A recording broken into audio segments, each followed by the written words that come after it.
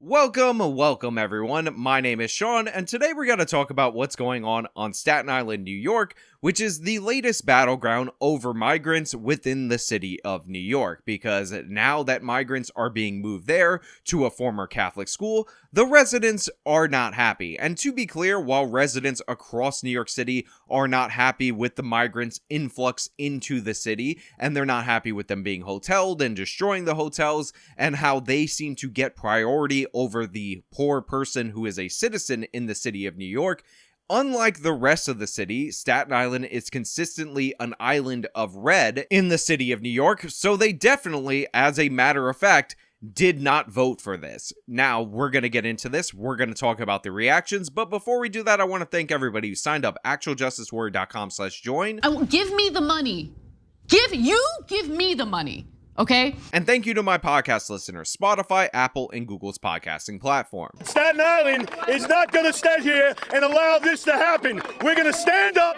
We're going to keep marching. Staten Island residents are outraged following a judge's ruling to allow migrants to be housed at what was once a vacant St. John Villa Academy. So this was the scene in Staten Island outside of the former Catholic school that was converted to a shelter for migrants. Even though there was a court order that actually prohibited this, it was a temporary injunction from taking place in this part of Staten Island. Now, for those of you guys who are unaware, I know some people in Staten Island, I know some people in this area, I know some people who saw this protest firsthand, and it was the hilarious scene as depicted in the videos. Just this morning, Chance to Go Home greeted asylum seekers arriving here. A spokesperson for the mayor says the sites they're finding to handle the influx of migrants are the only options left. So as you can see, they're chanting go home. There's Republican officials out there. There's concerns about these people being vetted. And after they got the injunction to prevent migrants from being housed in the shelter, there was also reports of migrants refusing to leave. So you have people who are clearly not welcome in this shelter, a court order that prevents them from being housed there, but defiant of our laws anyway, and deciding that they are entitled to be there. Now, to be clear, a lot of New York City has been converted into these shelters. There's about 206 across the city, but now they're trying to move into Staten Island, which is a move that Eric Adams has done, which makes sense because this would be the only borough that did not vote for him in the mayoral election. So he's trying to punish his political opponents, and Kathy Hochul seems to be on board with this.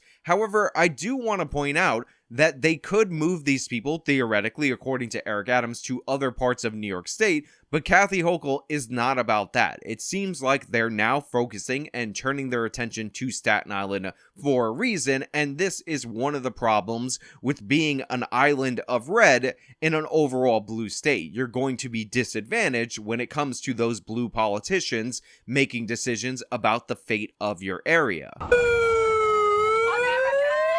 It was yet another night of heated protests out on Staten Island. Hundreds of demonstrators marching through the streets armed with megaphones, signs, and American flags. I realize it's a sanctuary city, but there has to be a limit to our compassion. Now look, all this is down to the Biden administration's border policy and the way that they kind of dismantled probably the smartest immigration policy that's been put in place in the United States of America in decades, which of course is the Remain in Mexico policy. Because despite the fact that the overwhelming majority of these people factually are definitely economic migrants coming here for economic opportunities, they are abusing the asylum system, claiming persecution in their country of origin. However, as a response to that, the Trump administration said you can't pass through a bunch of other safe countries. You have to apply for asylum in each of every country that you pass through on your way to the United States of America. Because again, it makes sense. If you're claiming that it's dangerous in Honduras, you shouldn't be able to pass through Mexico, where you're presumably not in danger, and go to America, which is your first choice, when you say you're fleeing out of desperation. However, the Biden administration has done away with the Remain in Mexico policy. The whole Democratic primary campaign was them talking about how they were going to be compassionate to these people. So we've gotten an onslaught, a flood of people into the United States. And then finally, Texas Governor Greg Abbott, the former Republican governor of Arizona, decided that they're not going to deal with this problem in their own state. They're not going to have their resources strained and bear the burden of these progressive policies. So they've been shipping these people to progressive cities, and it's led to absolute chaos once people actually have to deal with the policies that they support. And we've seen liberal parts of the city become upset, become frustrated. We've seen people point out the obvious, that you're spending $5 billion out of the New York City budget to house and feed these people, but you don't do that for American citizen homeless people, residents of New York who have actually fallen on harsh times, people who are mentally ill. So obviously this has been a good strategic move by Greg Abbott and by the Republican Party. However, they're trying to now shift the migrants to Staten Island to punish the one Republican stronghold in the city of New York. The borough has been at the center of the city's migrant crisis since the end of last month, when the Adams administration started to house asylum seekers at St. John Villa Academy. The former Catholic school has been transformed into a 300-bed makeshift shelter and is now the site of rallies often led by the borough's Republican elected officials. But residents are not putting up with it. They're not only heckling people, they're not only coming out day after day after day to protest, but they're fighting back in court. They're getting injunctions against these migrants.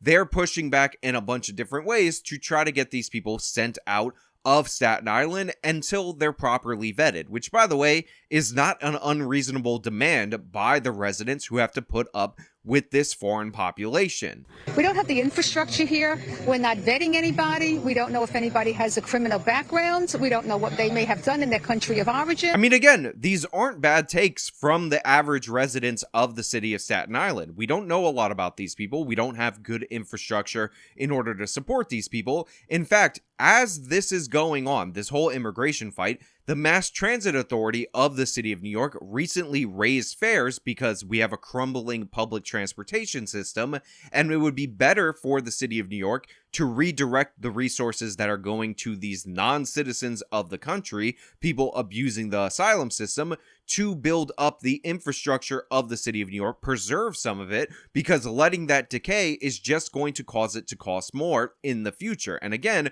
we're already seeing fare increases which impact the hardworking citizens of the city of New York, legal residents of the city of New York. So diverting more resources from that portion of the budget in order to deal with these migrants does not seem like something that is opportune at this moment. And again, the fact that we don't know whether or not these people have committed crimes in their country of origin, whether they're here for nefarious purposes, but more importantly, even if they're here for legitimate economic reasons or legitimate asylum reasons, the fact of the matter is you shouldn't be able to abuse the asylum system if you're an economic migrant. And if you're actually an asylee, you're actually legitimately seeking asylum, and you've actually went through your other options on your way to the United States, it's impossible for us to actually help you when we have all of these people flooding the system. Again, this is why I will hammer this home. The smartest policy of the Trump administration was the Remain in Mexico policy. If you say you can't pass through 5 countries on your way to the United States in order to apply for asylum, you won't have situations like all the Haitians who landed in Colombia and began their journey through all these other nations in order to get the United States of America. If they're claiming political persecution in Haiti, then that political persecution presumably would not also be in existence from all these other nations along the way. Yet we're letting them pass through. We're ignoring that policy because the Biden administration told us that was cruel, evil white racism, and it's causing absolute chaos at the border. And now, for the first time in a long time, that chaos is being felt in other parts of the United States, specifically parts of the United States that voted for this policy. Now, I will say, and I will give the caveat, that Los Angeles is also the recipient of a bunch of these migrants, and they have been at the forefront of dealing with illegal immigration as well, the state of California, but still overall they seem to vote in favor of it. So in that specific case, they're not as hypocritical as New York City, as Chicago, and as some of these other cities. But yeah, it's just a problem, and the problem is now being felt by the people who are voting for it, and now the people who voted for it are trying to ship that problem to Staten Island, which is again the one group of people in New York City that, by the numbers, likely didn't vote for it. They should be separated from the community until they're properly vetted. And when they're properly vetted, then they can be welcomed. Now look, there are other clips, and I'm sure you can find them, of residents of Staten Island saying less nice things about the migrants, some stuff that would make a lot of people uncomfortable, but to me, it's quite telling that the concerns of these conservatives, often painted as evil white racists on the island, are incredibly reasonable, and even these people who probably are in favor of a stricter border policy are saying, look, if you vet these people, if you figure out that they're not criminals in their own country, if they're not going to be a problem, if they want to work, then we'll welcome them. But we don't want these people shipped here when we don't know them. They're being put in and around a bunch of schools, and we're worried that if they have previous criminal offenses that we're unaware of, that's going to lead to negative consequences for residents of Staten Island. It's perfectly reasonable, a perfectly moderate position.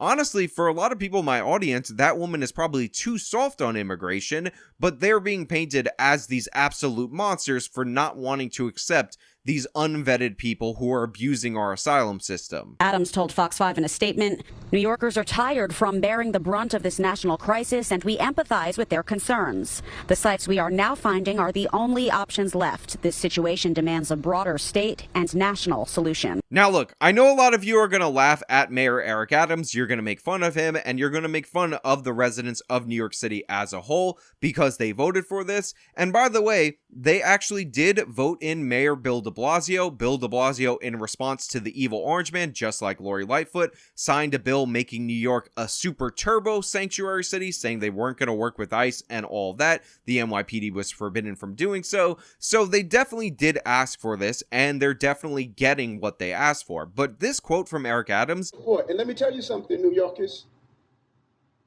Never in my life have I had a problem that I did not see an ending to.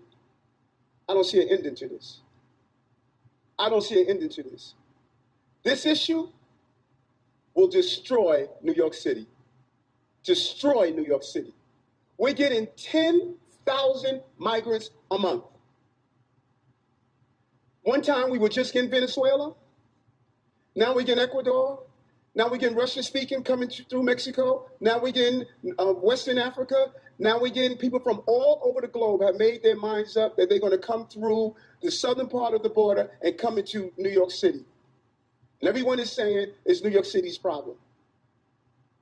Every community in this city is going to be impacted. We had a $12 billion deficit that we're going to have to cut.